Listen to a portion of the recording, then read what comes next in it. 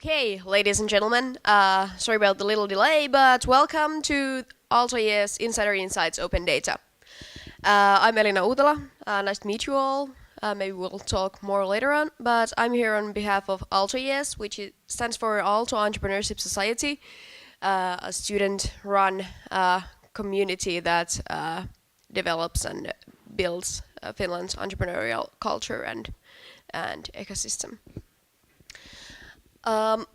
Today, we're going to talk about open data. And the thing about data is that its value can be grown when it's shared. More about today's theme will be told by Ville Peltola, who we want to thank warmly for being so helpful with organizing this event. And in the future, these inside events will be organized hand in hand with Aaltoes Build It. Build It's are 48-hour hackathons, which are basically just showing people that, okay, you might use billions of years for product development, but actually in 48 hours you can build pretty cool things. And the thing about inside Build It combo is that people first get a deeper insight on events and or themes, and then can work their products for those themes. But now, Ville, if you please, could take over the stage and tell about today's speakers. Okay, thank you.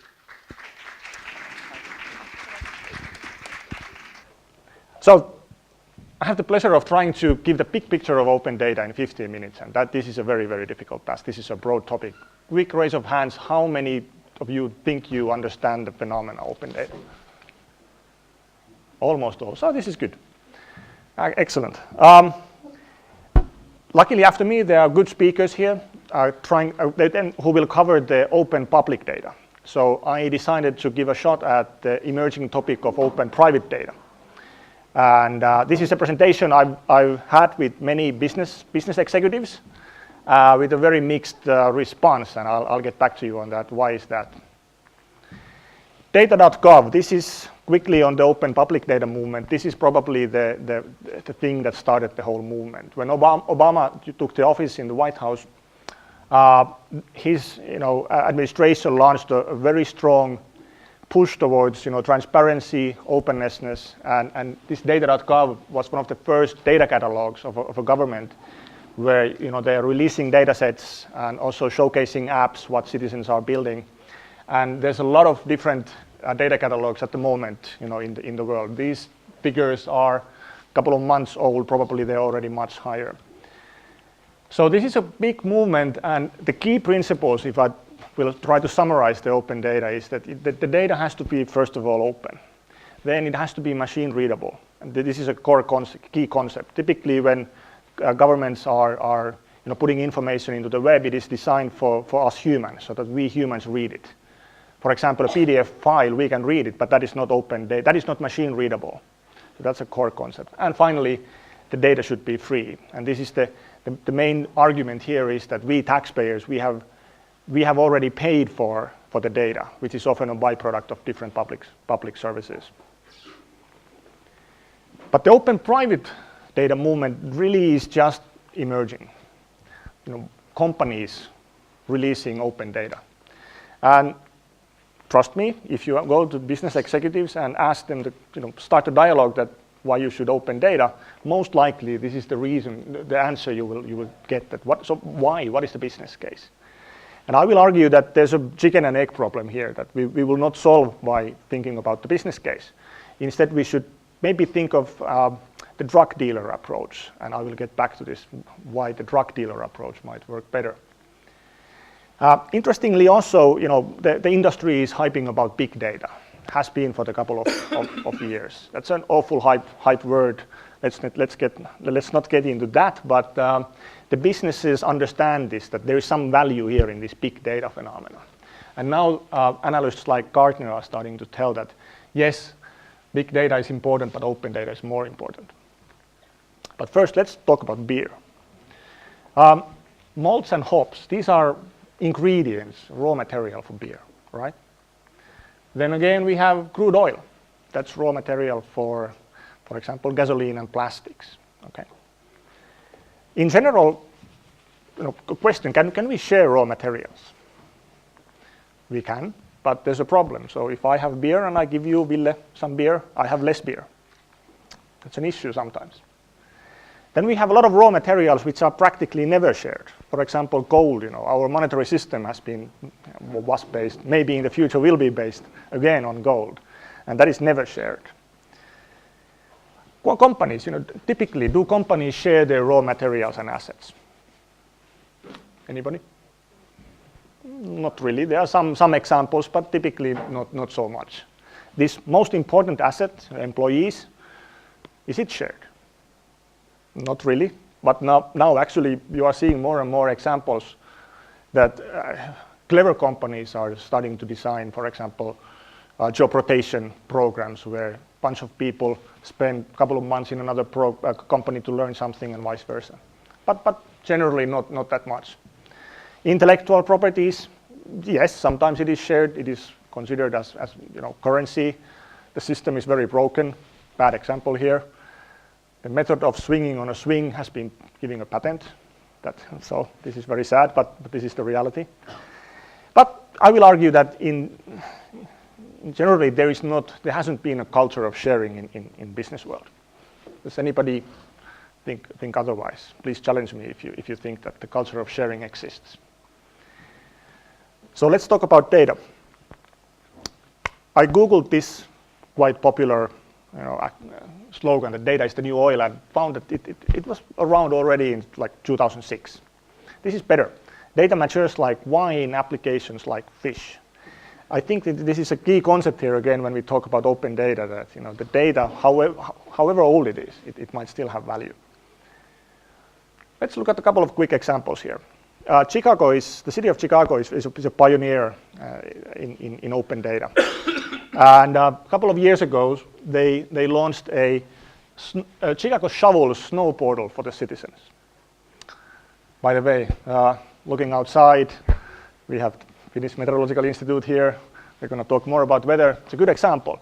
This one here, plow tracker, became a hit. So that's a real-time feed for the snow plows, that where are they? Okay, so people could build apps on top of this data. Also, as a citizen, you could just go and see that where are the plows. I'm just thinking that in the very near future, this might be possible in Helsinki, but I'm not sure if I can go further on that one.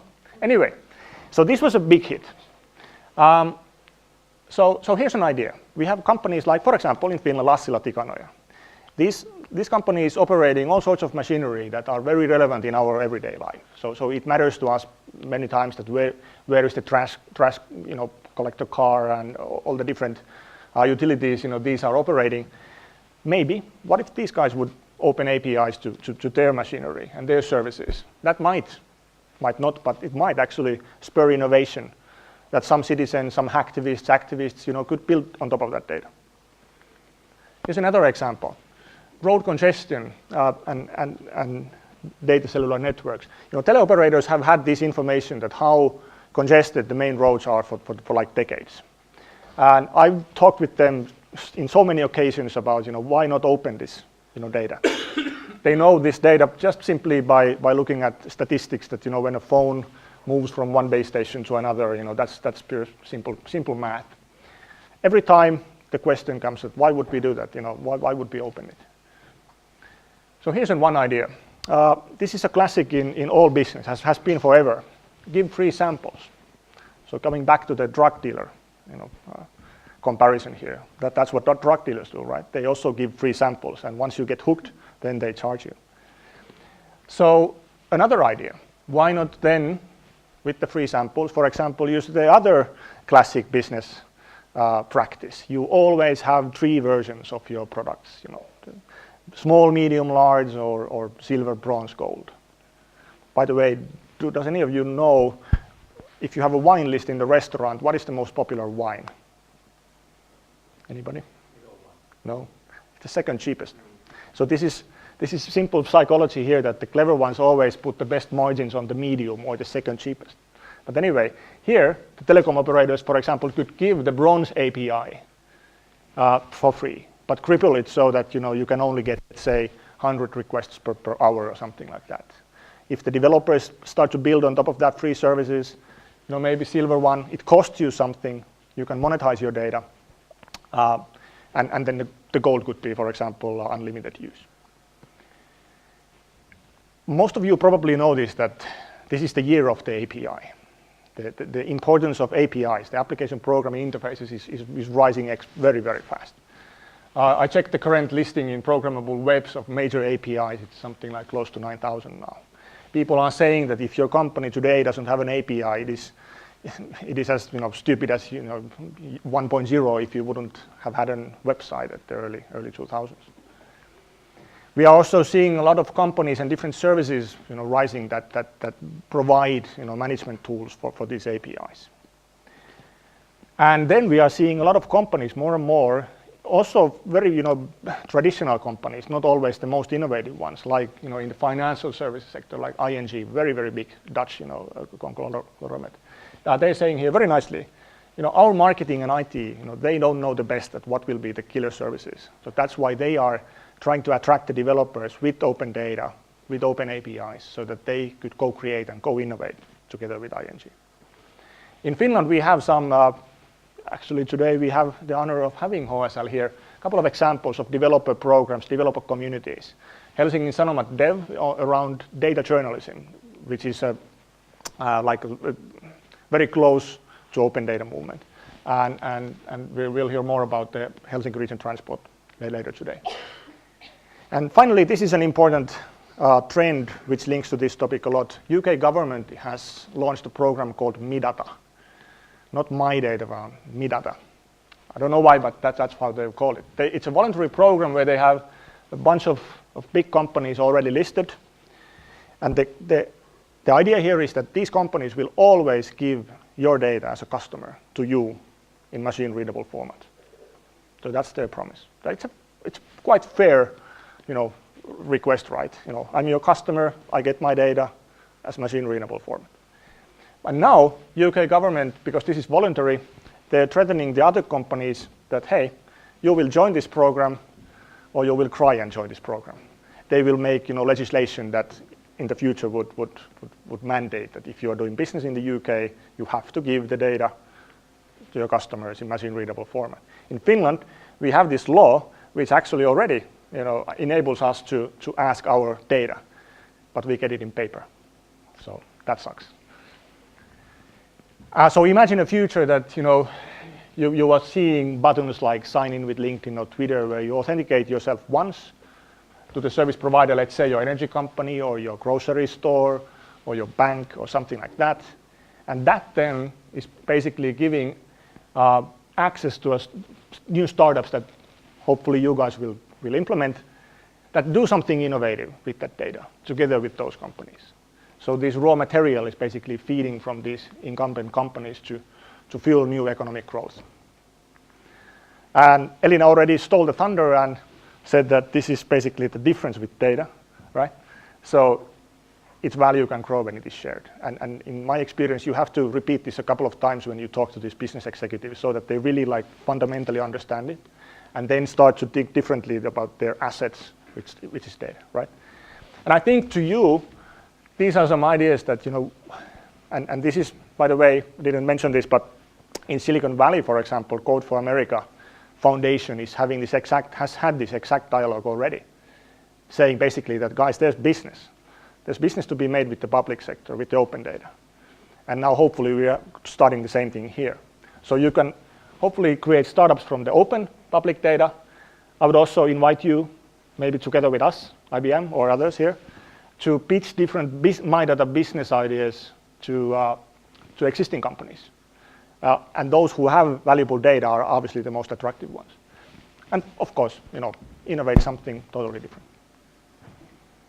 Okay, that's it from me. Hope you liked it. I'll be here after the pitches, talks. Okay.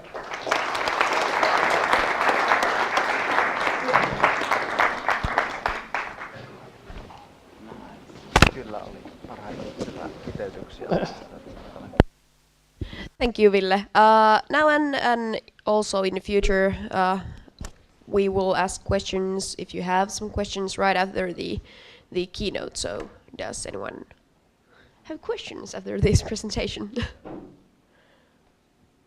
No? Are we shy still? Okay. Well, and then we can go on to Finnish Meteorological Institute.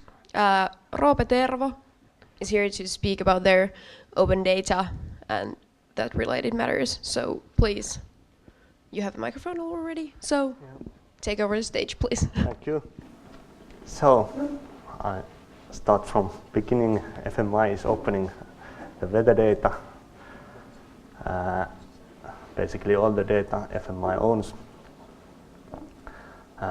I'm going to tell you about the content, what is opened, and then something about the interface, how it's delivered.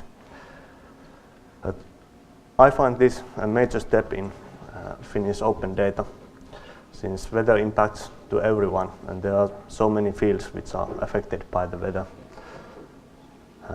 For now, developers have used to use United States GFS weathercast form models, but it's quite limited in temporal and spatial resolutions, and it's only just the one weather forecast model. Now there's going to be a lot of observations and radar images, as I said, and much more. So this opens a possibility to create a completely new weather applications based on this new data. But what's maybe more important, that you can integrate weather data into your other kind of applications. So the content, data is opened in phases, and first datasets will be available by next summer. And after that, we are going to add new sets one by one as soon as possible. These datasets can be categorized into three types: real-time observations, observation time series, and forecast models. Real-time observations could be, for example, latest weather observations from Finland area, or radar images, or that kind of stuff. Observation time series are in most cases the very same data, but fetched from certain locations as a long time series. Forecast models can be into single point as point forecast or binary grid data. Here's a table about example datasets. This is not which are going to be opened. This is not a detailed list, but this is to give you an idea what kind of datasets will be opened. So there's going to be weather observations, temperature, wind, pressure, sun radiation, like ultraviolet radiation, marine observations like wave height, sea level, weather radars, lightnings, even soundings will be opened at some point. Also climatological observations. Climatological observations will be, or they are interpolated into grid also. Climatological references, also some historical observations will be opened. Weather forecasts, the most significant one is weather forecast model Hirlam, covering quite a large area from Europe. Also some sea forecasts like sea level forecasts, waves, currents, ice. Also some meta information about environmental monitoring facilities are going to be opened, like locations of weather observations, observation stations, and this kind of stuff. Okay, that's about content. That's an example, so there's going to be a lot of content. Then something about interface. FMI Open Data Portal FMI is designed to meet INSPIRE requirements. As you probably know, INSPIRE is this European Union directive for delivering geospatial data. That means a couple of things. First, that means that the portal is divided into 3 services: catalog service, view service, and download service. The catalog service provides, as its name says, a high-level catalog of the data. View service is alias for webmap service. It's going to show the data as an example. With that, you can browse the data as an example, like to see what kind of data there is available. And then download service provides actual data. It's going to be implemented in WFS 2.0. It's going to provide data in GML, special kind of XML, except very large datasets which are impossible to encode in XML. They are provided in binary data. INSPIRE requirements also means that observation and measurement standard is honored. And if some of you know observation and measurement, you know that that means that data format is optimized for data exchange and interoperability, which here in INSPIRE context means the possibility to combine spatial data and services from many different sources across Europe. And this is a big thing, I think, because this means that if your client is compliant with FMI Open Data Portal, it means that your client is compliant with all European meteorological data portals which are compliant with INSPIRE infrastructure. And what's more, they are also compliant with all other kind of data portal, geospatial data portals provided into INSPIRE contexts. That means that you can quite easily mix, for example, weather data and statistical measures.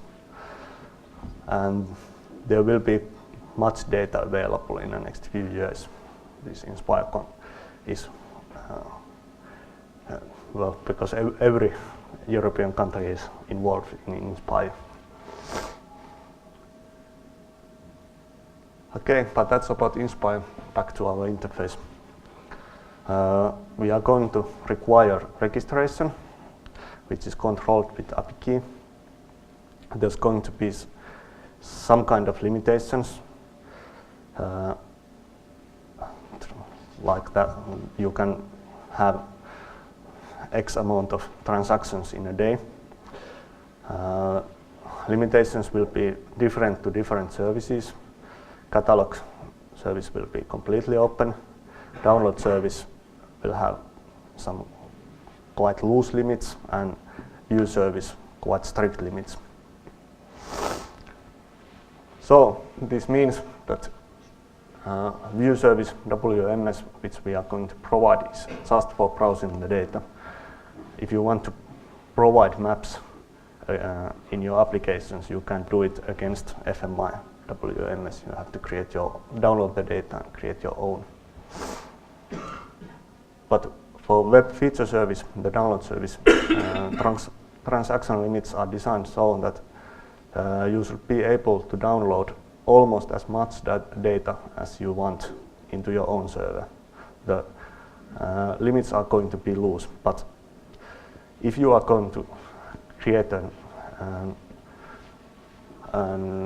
client which you think it's going to break up with lots of end users, you can't rely directly on FMI WFS. Or if you happen to be a Google, you can't rely on directly. You have to download the data first to your own server and provide it to clients from there. Which license will it use?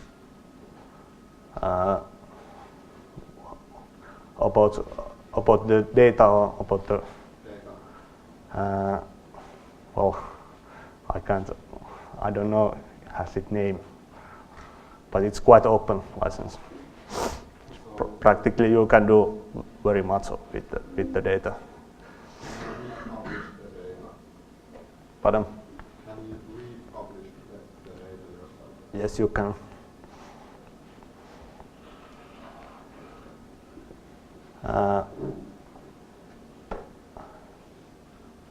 And then, one thing, if you happen to break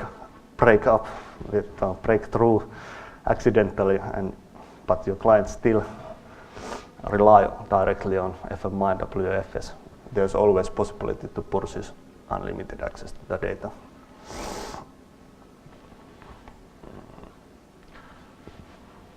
At the same time, FMI is also going to publish an open source library, Meteorological. It is to help loading and handling data. The first version is in JavaScript, but we are already planning other version with some scripting language. We haven't decided yet which one, so if you have some preferences, please let us know. And there's going to be some sample client implementations published at the same time, so we try to make access to the data and to the portal as easy as possible.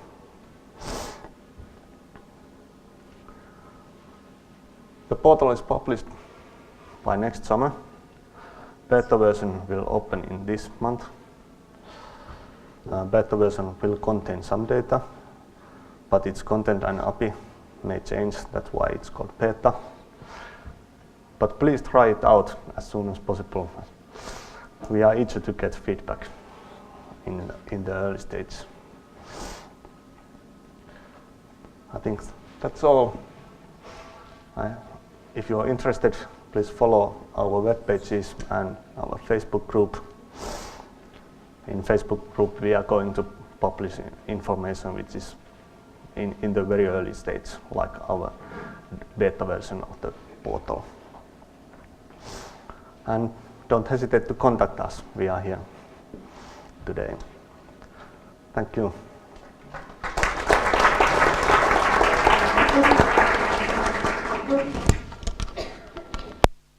Thank you. So, please, just what I was about to ask. Does anyone have any questions?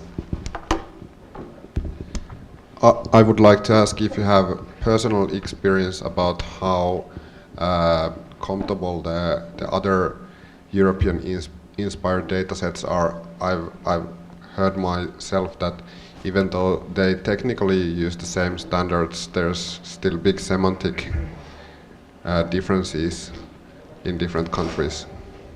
At the moment, yes, that's true. But we are working together, and after they are going to publish a harmonized inspired data, it will be interoperable. I think they have about 7 years time to do it at last, but after that it will be interoperable. Yes. Can I please just...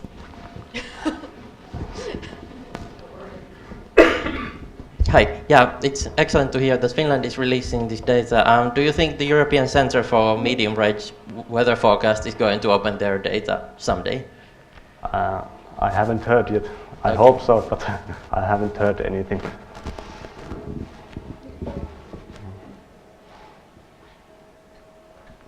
Any further questions?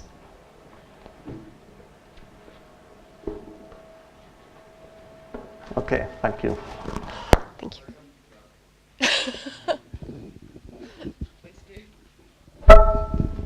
So when you're publishing data about Finnish weather, you probably have to also publish data which originates in other countries. So how do they feel about you doing this?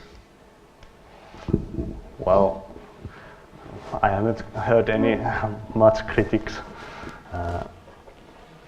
Basically, we are almost all the data is just from Finland. Only weather forecast models are from Europe and from Baltic Sea. So it doesn't concern that much their business.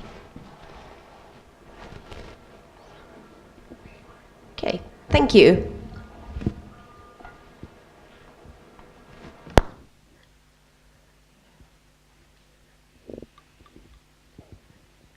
Okay, and next we're going to have representative Jari Honkonen from Helsinki Region Transport.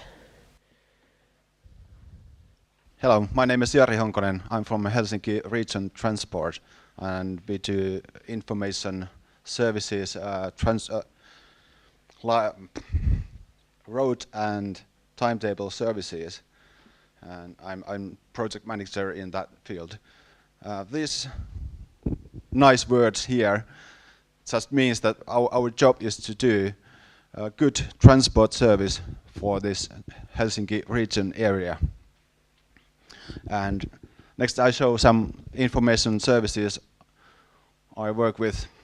First one is Journey Planner, road service from one point to another, probably most known our services.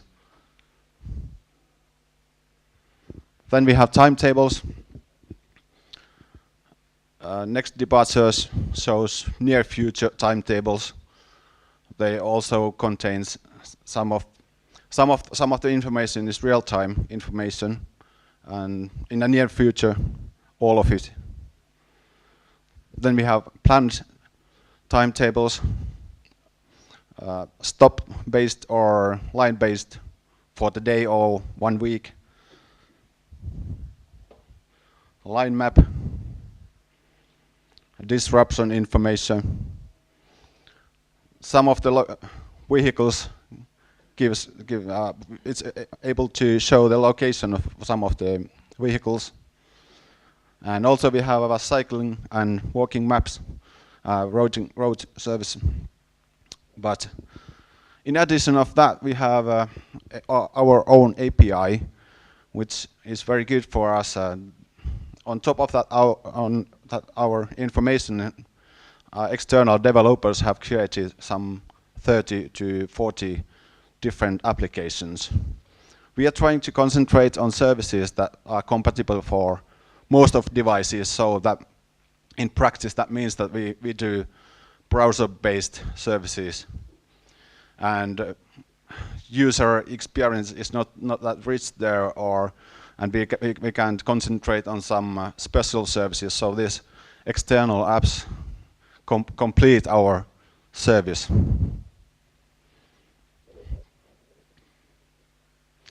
Here are some examples of those applications. We had a competition a couple of years ago, and these were awarded solutions there. There's solutions like Andropas and Reitti GPS, which are most known probably for you.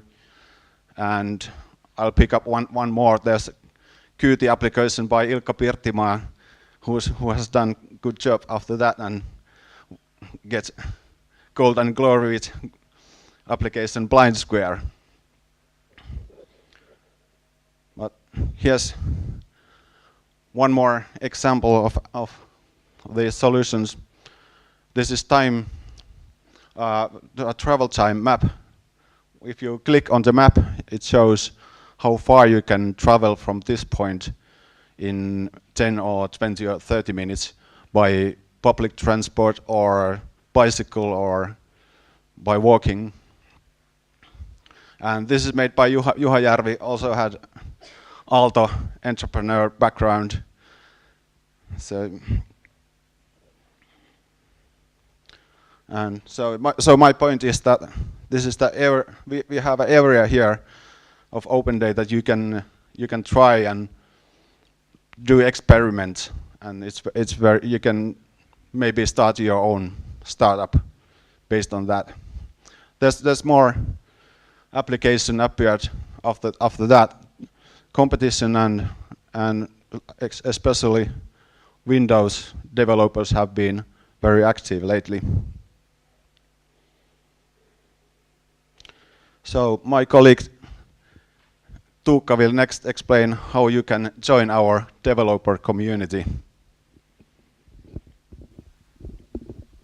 Hi all, my name is Tuukka Hastrup and I'm a Code for Europe fellow at HSL. So I'm a developer by background, and now I'm working inside the organization, trying to open more data and make it more easy for people to participate. A few words about the Code for Europe program. So there are fellows in 6 cities in Europe now, Barcelona, Manchester, Berlin, Amsterdam, Rome, and Helsinki now for this year. And basically, we the fellows are funded for this year to either open data or develop apps or both, doing whatever seems most useful. And here in Helsinki, I'm one of the fellows, and then Juha Yrjölä is the other one. And same way as I'm working with HSL, then he's working with the City of Helsinki ICT department. And his project is related to the decision document, so minutes of the meeting and what was decided and what's planned for the next meetings. So my main tasks that we've planned for this year is, first of all, growing the community. So we have a community, but making it stronger. And then leading the HSL Navigator project, which I'll tell more a bit later. And for more information and for updates, you can check the codeforeurope.net website. And so this is the current situation. We have a developer community. We have apps that have been developed during the years. But what we would like to see is more faces that we have direct connection with, and more networking within the community. So the ideal situation would be that we have passenger needs, some goals by HSL, and ideas by everyone, and we would have a network that would bounce off these ideas and needs and goals, and also work together for the solutions, so that in the end we would have HSL services but powered by the community. And the way we intend to do this is to have an open ecosystem where, in addition to the current open data, we would have also open server code, open service APIs, and then example client code that people could build on. Here's the contact for the developer community. So if you want to hear the news, you can follow us on Twitter, Facebook, GitHub, and soon also we plan to have an idea scale site where people can suggest project ideas or improvement ideas. And so here's a bit more about the HSL Navigator project. The core question is about the current situation. Is riding public transport effortless and predictable? And your answer may vary, but we want to make it yes for more people by taking as a concept what we have currently in the cars, the turn-by-turn navigation service. We want to do something like this for public transport navigation. So when you start to take the route that you can get, for instance, from the current HSL journey planner, it would update constantly to match real-time data. If a bus is late, it will give you another example what to do. And when you're walking from the bus stop to the next stop, it would tell you if you have to turn right or left when you leave the bus and try to navigate the station corridors or something like this. And we want to use user-generated data in addition to the current official data, and we also want to use other open data, not just what HSL provides at the moment. We have some very good global data sources for this, so this shouldn't be only for Helsinki, but also the other European cities and hopefully worldwide. So there's global sources such as we can use OpenStreetMap information for streets and Foursquare information for some points of interest. The implementation is going to be an open source project, so everyone can participate and benefit from the results. And the user interface that we plan to do is for mobile browsers, but just in HTML5, so the native applications would then be the task for the community and entrepreneurs. And if you want to follow this project, we have GitHub account set up and a wiki with some more information about this. Thank you.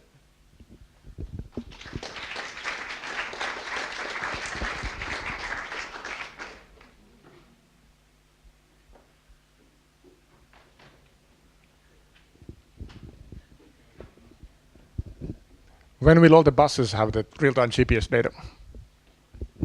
Right, so the current situation with real-time data is that there's the HSL Live service, which currently includes trams and metros, and occasionally some buses. Then there's a separate Helmi system, which has more lines, such as the 550 line. And that data is available, but it's not open to use in applications. But HSL is going to have a big new information system in a couple of years, and after that, I think, we will have public, open, real-time data on all buses. Do you have any plans for new competitions? No. So not really. You've joined to Apps for Finland competition. Yeah, that's cool. Yes? First question, are you using general traffic data to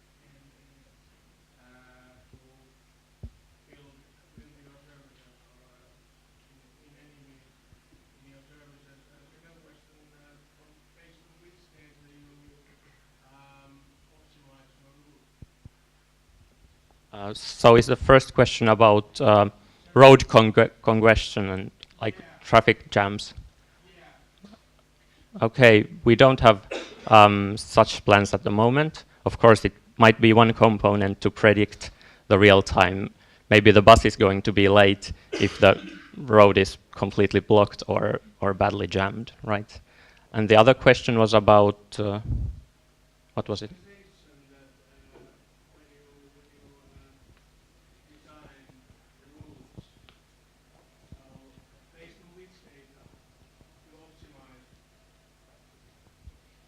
Right, so those should be mostly the same as the current journey planner has. So you can optimize for less walking or quicker route or less transfers. Does that answer your question? No, I mean that when you build this your whole network, your buses and trams, okay, so how do you, based on which data information you build most efficient network and optimized network at the lines and the whole network? Right, so we have the timetable data and the route data, and then we can use OpenStreetMap for the all the streets and also small paths that people take to. He's asking how is if you make a new bus line, how do you choose the route? Oh, sorry. So completely different context for me, sorry.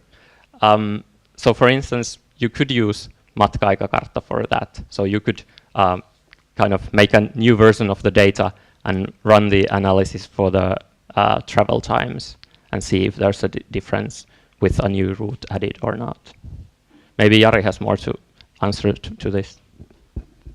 We also have current bus travel times, and these traffic planners use that data when they design new roads. Of course, if it's totally new, they just have to use their own experience.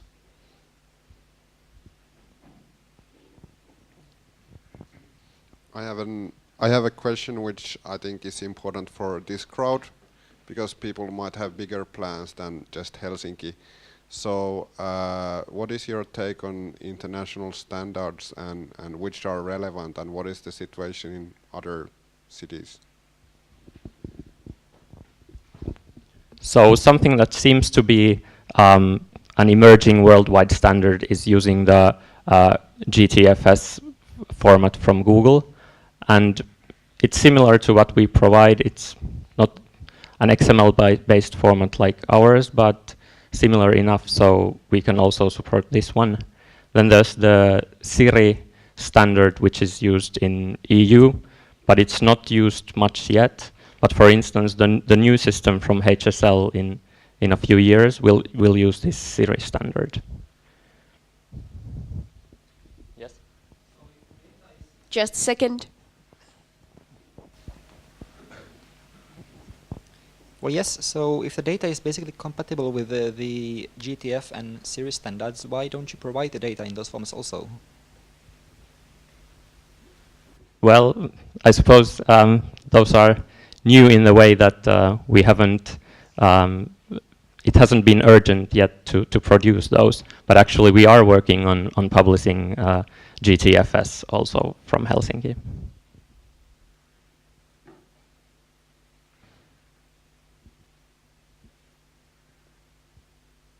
Okay, thank you.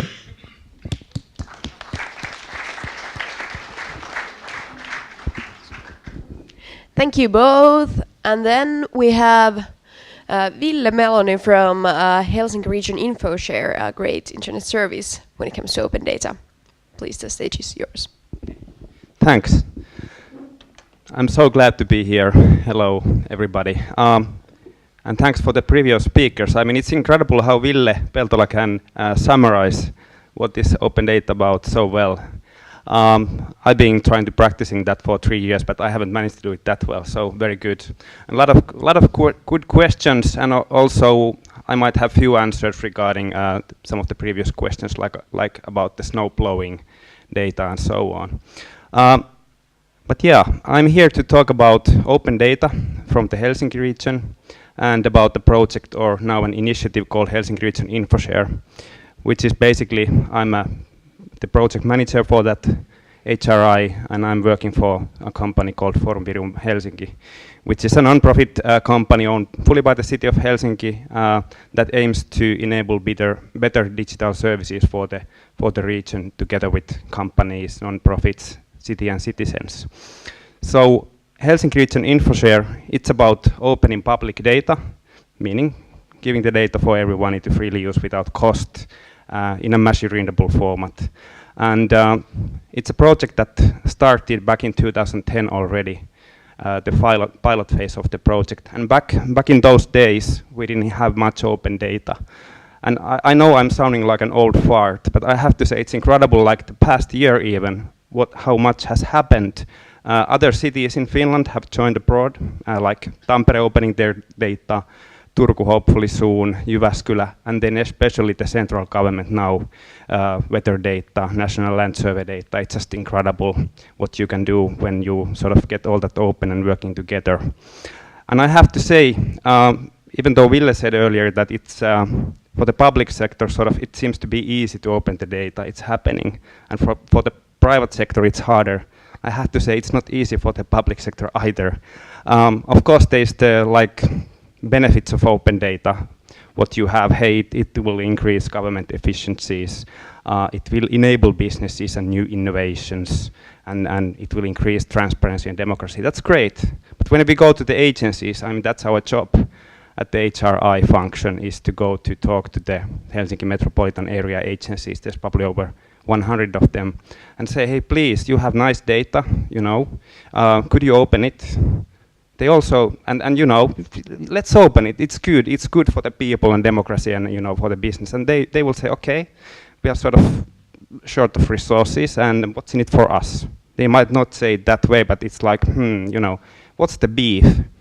And then it's good that we have these existing cases like Helsinki Regional Transport Authority or other data that has been opened and that has created some value for the agency themselves. So people start to realize maybe there is something. But I think it's exactly the same case for public and private sector. But probably, of course, a lot harder to get the big companies or smaller companies to open their data. So that's basically what it is about. And good thing is with the Helsinki region Infoshare that now the municipalities of Helsinki, Espoo, Vantaa and Kauniainen, after the pilot phase, which ended last year, they have decided to continue. There's an agreement that these municipalities will put in many years to open data starting 2014 officially. And now this year, there's a lot of work for us to actually come up with sort of scale-up model for opening data, coming up with the resources and sort of ways of helping the agencies to do it business as usual. So that's what this is about. And HRI, it's operated by the City of Helsinki, Urban Facts, together with Forum Virium Helsinki currently. As said, there's a lot of work behind the scenes. Then what people will see is end results. Either you have the data open or you don't. And here we have a website called hri.fi, which is a similar data catalog to DataGov, which Ville showed earlier. There's hundreds of these kind of open data catalogs currently throughout the world. We have some over 900 datasets. There's also Open Data Application Showcase, which, like Jari just showed, it's very important to show people what you can do with the data, applications, visualizations, or anything else. And of course, we also hope, and all the agencies whose data is available via HRI, they want people to give feedback about or request new data. We don't always know who might have a business idea, what kind of data to open and so on. So it's very good to hear about it.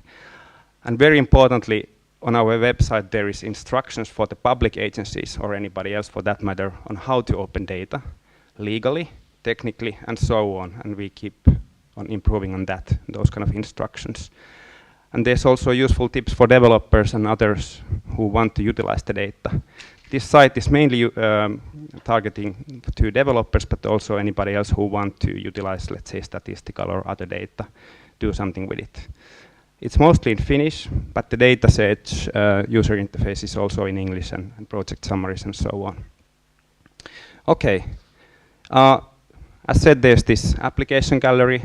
Right now there's tens of different applications that mostly relate to the data that is available via HRI, but also other international examples and other examples that might not yet use open data, but could use open data when it's available. So that will give you a good understanding of what's available if you have a look at that. So if we talk about the scope of opening data in the context of Helsinki region Infoshare, there's, as said, more than 900 datasets, a lot of which are statistics and estimates. So this so-called strategic data or planning data.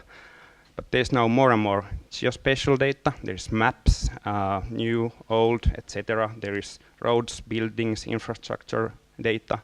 There's financial data, public transportation data, public decision-making data, public service points, cultural data. Any data is pretty much now in the scope. Of course, each year we make a roadmap of what to open together with other municipalities and what sort of are the things we want to go after, because there's just so much of it. And again, as said, if we know that somebody has a great idea and this data should be opened, then we are happy to push that further. One good example is this Helsinki Metropolitan Area Service Map service, which enables citizens to look at where the nearest schools are, daycare centers, etc., and even give feedback to the metropolitan area cities. It's a very popular service, but what's really good about it is also an API to it. A lot of applications are using it, like Ilkka Pirttimaa's BlindSquare and so on, and that's also in English, so you can have a look. So there's thousands and thousands of different public service points, and now with accessibility information, so you could take that data and use it for this kind of route planning service where disabled people would know which sort of public services are accessible and which are not, for example. Other sort of things that I just wanted to show, as Jari already mentioned, of course, this kind of data that people can use in their everyday lives through applications are very useful, so transportation data.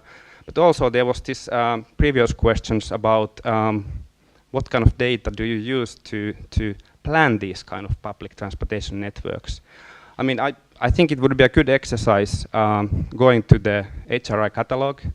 There is a lot of demographics data, even to a square sort of 500 per 500 meter square level. There is route planning data and other data.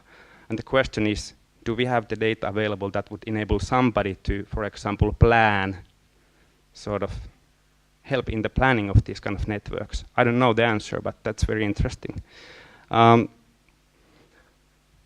In terms of statistical data available through Helsinki Region Infoshare, if you compare to what National Bureau of Statistics have, it's very good. They have opened their data this year.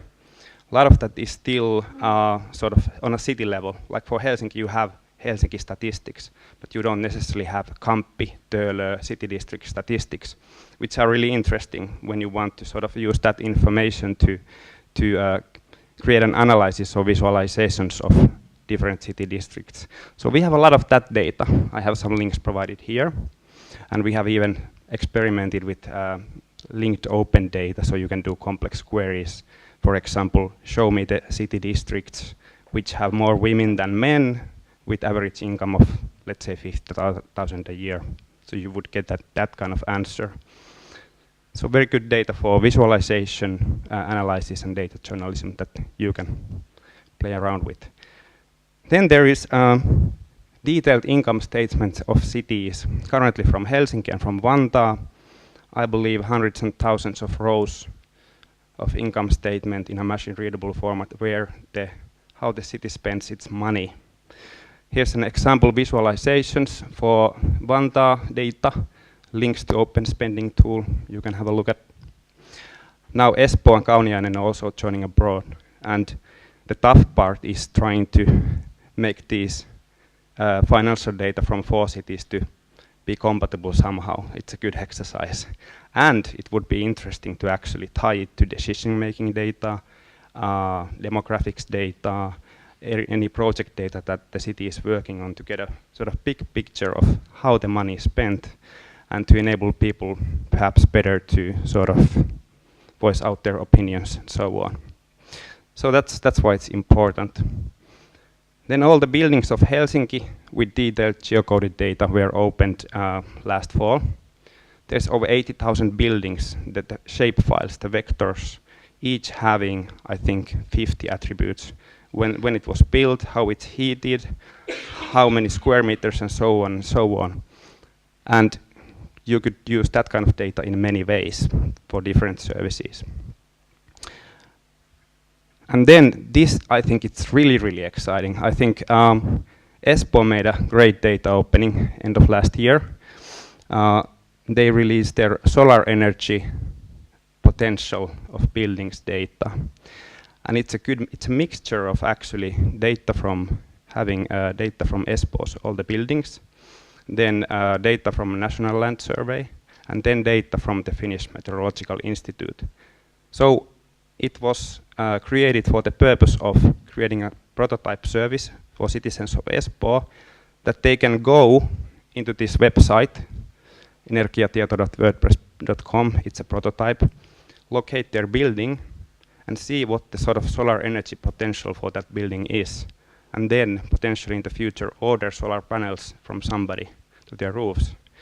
Imagine every city or the whole Finland having this kind of data, or other countries, and you as a service provider creating some kind of business for facilitating that need. That would be really interesting. So you should have a look at that. That would be also very nice to get from Helsinki, Vantaa, and other cities. So good Espoo there. Okay, just a short overview of top 15 data viewed. I'm not saying downloaded, but viewed from HRI during 2012. I'm sorry it's in Finnish, but you can see that maps are very popular. This Seutukartta, it has maps, boundaries, roads, etc. And then security, actually, the traffic accidents in Helsinki from 2000 and 2010 was incredibly popular, probably because major media companies created data journalism stories about that data. So it features thousands of accidents with X and Y coordinates, and you can pinpoint to a map and see where the most accidents happen. So I would imagine if I compare to data catalogs from other countries, anything related to security is interesting for people. We don't have a lot of this crime data, like let's say US has and can't even publish that. We have different laws. But security. Then traffic, public service points, financial information, buildings, energy, demographics, elections, and so on have been interesting to people. So what data to expect this year? Well, right now we are working on publishing historical maps and aerial photos of Helsinki. We now have the permission to publish 15 historical maps. They are, let's say, 300 to 600 megabyte files, big files. And then I believe there's this aerial photo of Helsinki from 1942, which would be really interesting. It's, I think, 2.5 gigs. Problem is we need to find a place to host the data, so probably open some kind of test cloud just this week so people are able to download it. Because until now, I mean, it's funny, but that surprised me that many of these agencies or municipalities have a problem where to put the files. So, and HRIFA as such is not sort of a data storage service. But anyway, historical maps, and then this public decision-making related data that Tuukka, I believe, quickly mentioned, that this other fellow coder is working on. It's really interesting. In the appendix slides, there's more information, but the idea is that the city of Helsinki has a very sophisticated electronic decision-making document management system called Ahjo. And the API to this Ahjo is going to be opened now in February. And it's going to have all the sort of agendas and decisions that the city makes. First, it's going to have the city council items, city board items, and city planning department items. But after that, the target is to have everything. I don't know exactly. I think there's probably 100,000 decision items or decisions being made in Helsinki each year, and probably even more. So all that would be available to developers, first in XML format, and then what this Juha Yrjölä is working on is creating a quick REST API to that kind of data. So it's going to be really interesting. We hope then that this data enables services, for example, that what's going to happen next to my neighborhood that I'm interested about, so I know it early enough and not just after the decision has been made and so on. So that's the idea. Then also more detailed statistical data about public services such as schools, not just, you know, like what are the schools like in Helsinki or in Kamppi, but a particular school, you know, what kind of grade do you need to get in and so on. So more detailed data. More energy related data, you know, the Espoo example or something like that. Would be really nice to get something with Helsingin Energia to be opened. We'll be working on that, but it's not easy. More geographical data, definitely, such as city snow work boundaries, nature areas, and so on. Some health and well-being data. And hopefully we are able to pilot or release the city works agency, especially this, as Ville mentioned earlier, this snow plowing data, because the data is there. But what the agency is, of course, a bit worried about is, I know Petri has a question, are a bit worried that, hey, if somebody is able to real-time supervise my work, you know, what are the implications? But let's hope that happens. Petri, do you have something to this? Yeah, of course, that's a major one. Pekka Koponen here, my boss, can fill in the details, but there is this really good project called City SDK. The Forum Virium is participating with the city of Helsinki, which aims for having a standardized API and using this 311 protocol that would be able to sort of gather, regardless of the input mechanism, sort of this fix my street type of data. Okay, I'm a citizen, I see there is a hole in the road, I submit that, I take a picture and I fill in the details with my mobile. It actually goes into the city core, sort of this feedback handling core. And then I, as a citizen, would know that it's been taken care of, what's happening next, and so on. So all this chain, the idea is to have that as an open data, and there's lots of happening this year, and I believe quite soon. Pekka, if there's something you want to tell about this.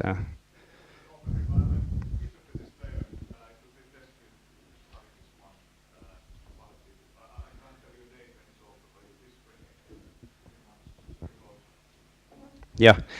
Okay. So this kind of thing, and please, if you want to be on top of things, follow us on Facebook and Twitter, because we'll definitely we'll know everybody know when we have good data opened. And just to conclude, how to work with HRI. Go to the catalog, download, play, and learn with the data, and let us know what data should be opened. Let us know. And tell us if you have a good application or service or something that uses open data. We put it on a showcase. And then give us feedback about the existing data. You can rate and give feedback to any data on the site. And if you have a pilot project in mind, you can work with the developer communities of different agencies or contact HRI if you have something specific or something in mind to do with open data. That concludes the presentation, and I just want to say the presentation is already on SlideShare, and there's some bonus slides about Ahio, open data business, and who to follow, and so on. So yeah, you can find it there. Thank you very much.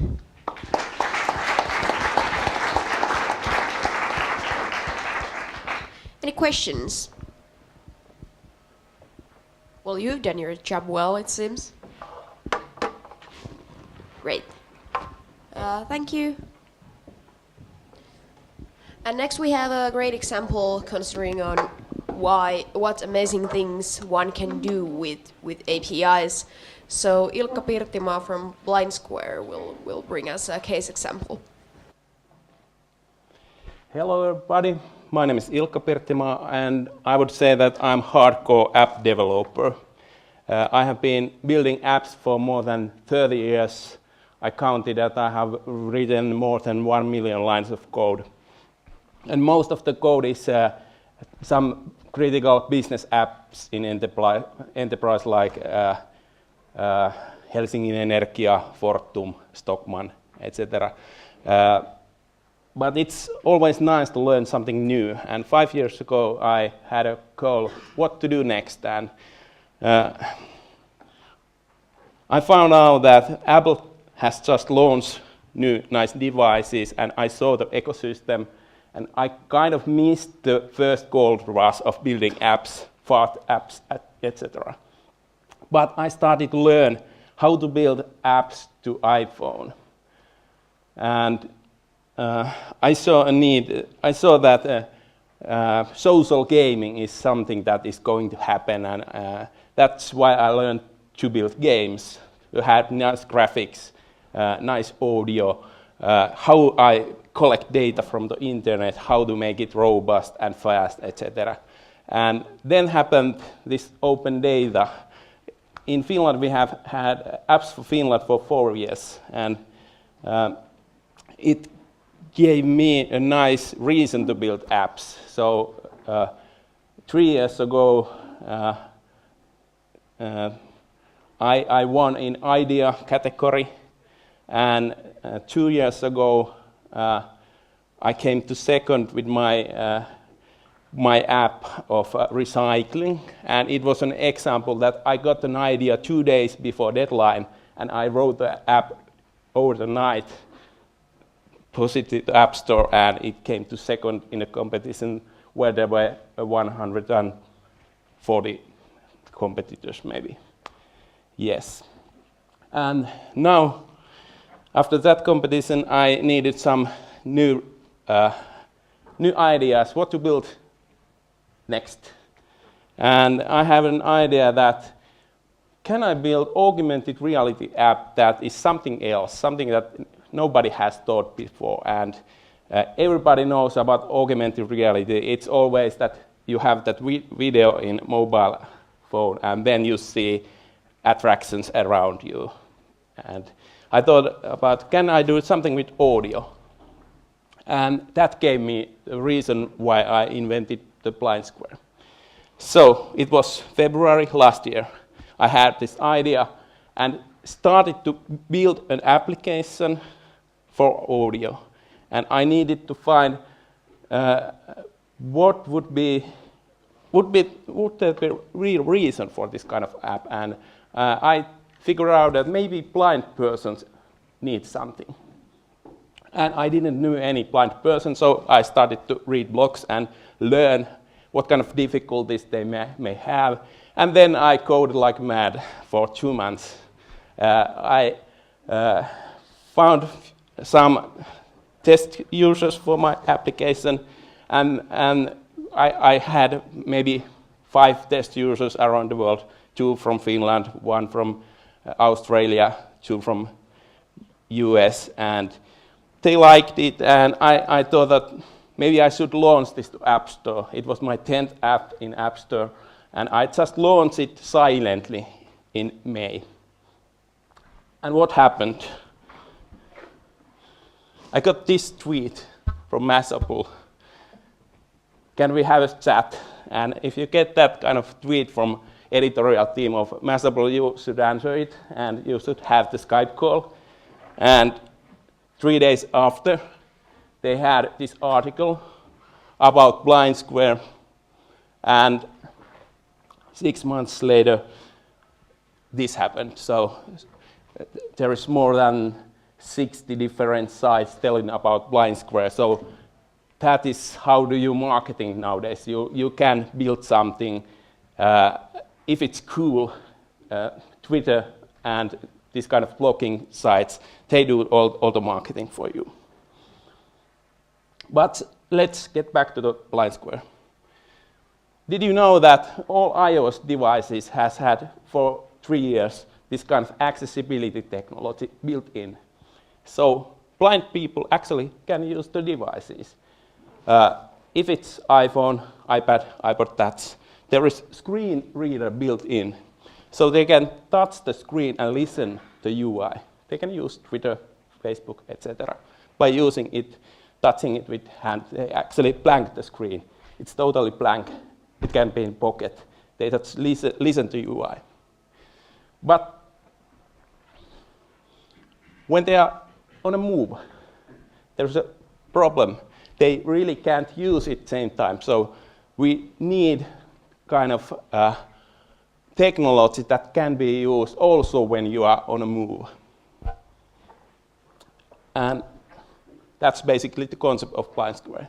So we have an application that has knowledge about your location. We get information about places around, streets around you. Then we use augmented reality to speed the information to your ear and guide you to the places, give information about places. And this is something that uses open data a lot.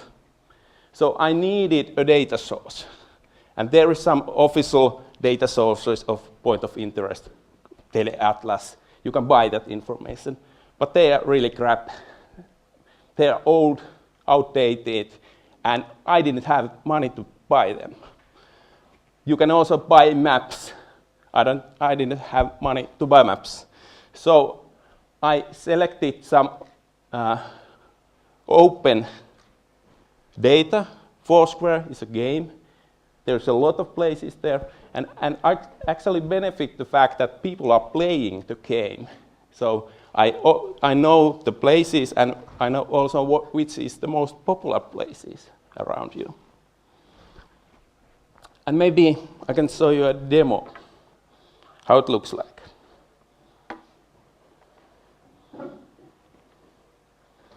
Search places within radius of 400 meters. Startup sauna. About 330 meters. VTT digital low. Basically, when you're walking, you hear things, so it's really simple to use. You don't need actually use it at all. You just walk in a way, and it gives information about places while you go. You just select the radius, and then you get the information. 44 meters at 1 o'clock. And if you need some more information, you can take the device. 320 meters to your location. Address is Betoner Maya Hankuya 3, S2, heading to the northwest. Next crossing is Araranta and Otaniementi, distance 65 meters. Shake your iPhone to check into HECMA HQ. You arrived at Startup Sana. 32 meters at 4 o'clock. Address is Otaniementi 2-4, Yes. Tapiola, heading to the east. And you can also play Foursquare. They love to play Foursquare also. If you want to find which is the best restaurant in an area, you set the radius, I'm ready to go within area of 300 meters, and then you select food. Searching food. Found 7 places within radius of 420 meters. X-Burger. So 330 you can be meters at 8 anywhere o'clock. in the world and you will get Roundhouse for information Vintola, about Swingen. locals, which is 290 the meters at 3 o'clock. best one. And Tolerante. 410 then you can, meters at 10 for o'clock. example, make a phone call or start tracking the place, so it will start to guide you there. So that's basically concept of BlindSquare.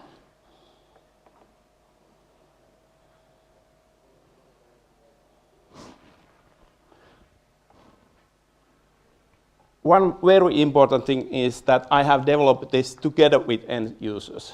So from the scratch, I found real users and started to learn about them, built iteratively new features based on the facts I learned.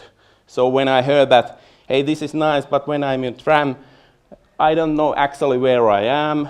I need to get information about street crossings. And then I added OpenStreetMaps and algorithm that it tells you street crossings while you are on a move.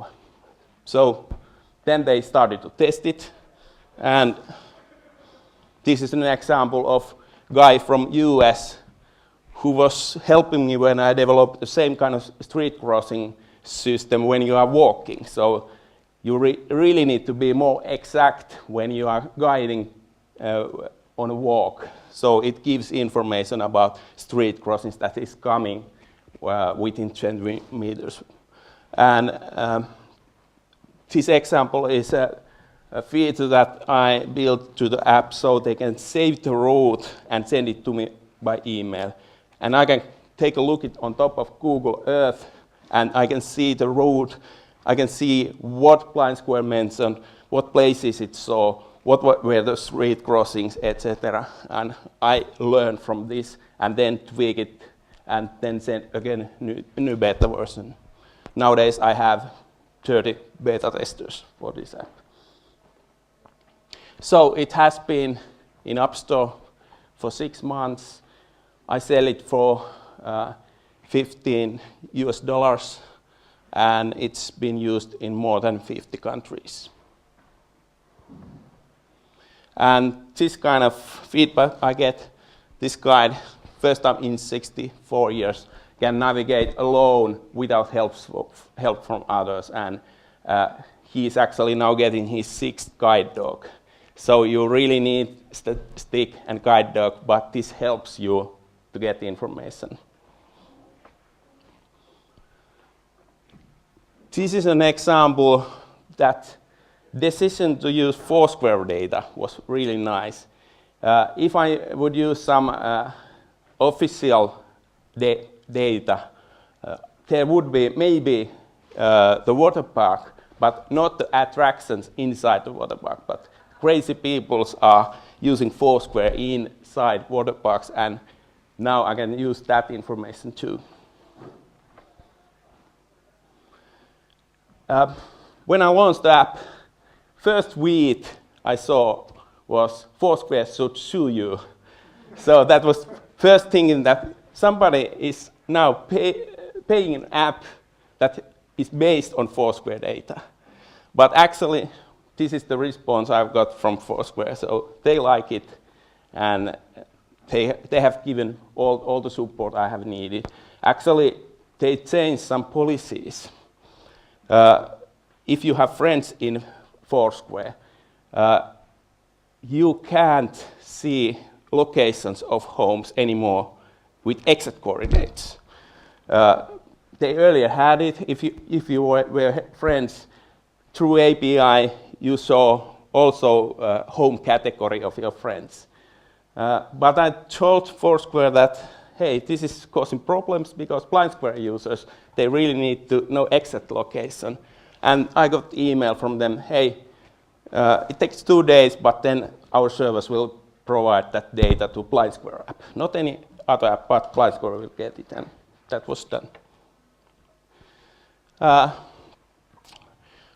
won apps for Finland with this app this year and last year, and also app challenge for open cities. So it was a competition for all Europe, and I was pitching the app in Barcelona, and luckily I and BlindSquare won that competition. And this year my goal is to win also these 2 competitions. So I'm finalist in Mobile Premier Awards, and this is nominated for Best Mobile Health Product or Service in Global Mobile Awards this year.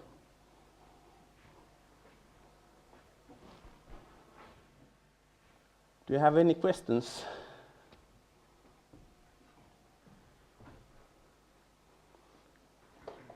I think we don't have any time for really hardcore coding, but actually I will have a guest lecture here in Aalto University about building accessibility to the apps later this spring.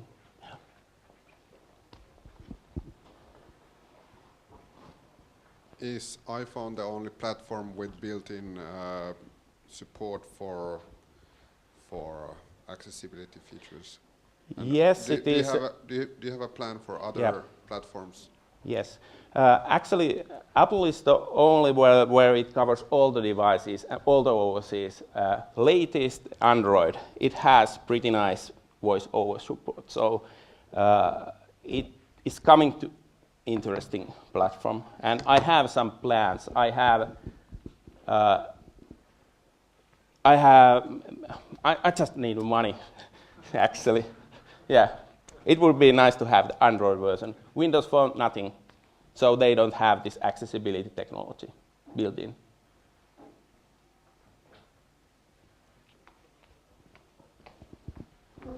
So you mentioned a couple of places where you were working, and were you developing these applications in your free time, or? Yes, yes. My main job is in Stockmann. So I'm head of technology there. I'm kind of architect, manager, that kind of stuff. I don't write code here, so you need to have kind of hobby, but I don't dare to say this is hobby. So I have 2 jobs, and this is my other job. And for now, I have written everything. There is maybe 30,000 lines of code in BlindSquare, but bit by bit, I'm getting more people around me. So I have support people from Germany, and they are building helps and FAQs, and I have some support people for Finland and musician from UK who is building kind of sound effects to the system, and yeah, most of them are blind, by the way. So that's one way I try to keep my concentration in the right places, so I try to hire a blind person.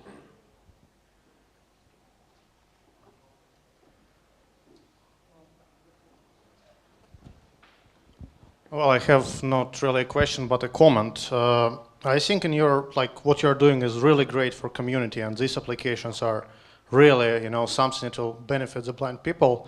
One idea that or one problem that you might have already encountered is locating within, limited areas where GPS is not accurate. And I have seen that there is some code in the internet relating to location based on sound signature of a place. So this is maybe something to think about, and yeah, I hope this helps. Thank you. Yeah, thanks for the idea. For this is really big concentration about accuracy of. So I always check accuracy of GPS, and I will never tell direction if you are not in below the radius of accuracy, and it mentions you that distance is about 20 meters, if I'm not sure. But I have had some nice ideas also for different kind of Bluetooth devices that could be used in very short distance, and maybe traffic lights sending information to the BlindSquare, and that kind of actually hardware manufacturers have been interested about BlindSquare. It could provide user interface to the all kind of data.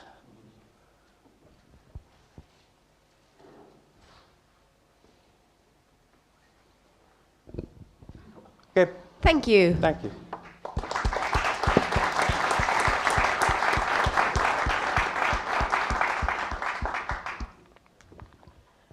I hope you all have joined the Open Data session today. Thanks again to all our amazing speakers. And a special thanks for Markus and Ville for making these events happen.